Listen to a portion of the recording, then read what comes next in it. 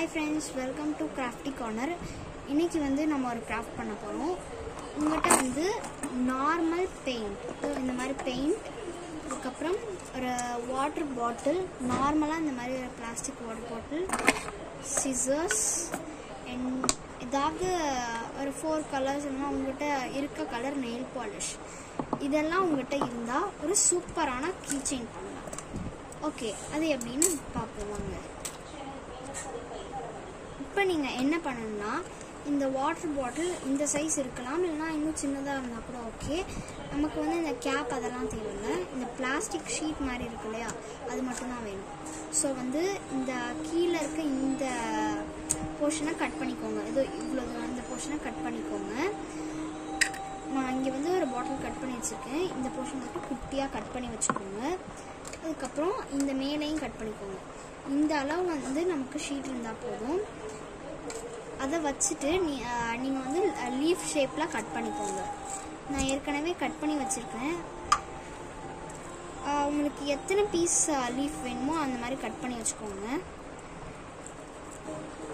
நான் வந்து இப்போ 8 லீவ்ஸ் கட் பண்ணி வச்சுருக்கேன். அந்த பிளாஸ்டிக் ஷீட் எடுத்தோம்ல, அதில் தான் நான் கட் பண்ணி வச்சுருக்கேன்.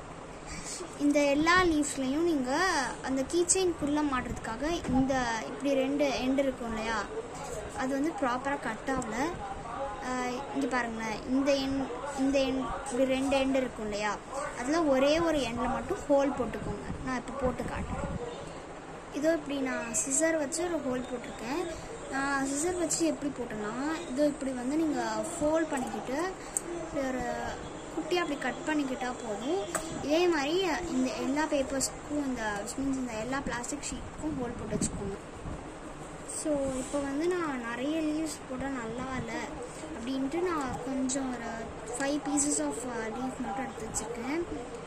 4 அதில் வந்து இப்படி பெருசாக ஹோல் இருந்தாலும் ஓகே தான், நமக்கு ஒன்றும் அவ்வளோ தெரியாது. நெக்ஸ்ட்டு வந்து நம்ம இதை பெயிண்ட் பண்ண போகிறோம். நீங்கள் வந்து நான் சொன்னேன் இல்லையா, முன்னாடியே சொன்ன மாதிரி இந்த டெம்பரா கலர்ஸ், ரங்கீலா கலர்ஸ் இருந்தாலும் ஓகே தான். இது வந்து கடையில் இப்படி single palette, double palette, triple palette அப்படின்னு வரும். உங்களுக்கு எது பிடிச்சிருக்கோ அதை நீங்கள் வாங்கிக்கோங்க, இருந்தாலும் யூஸ் பண்ணிக்கோங்க.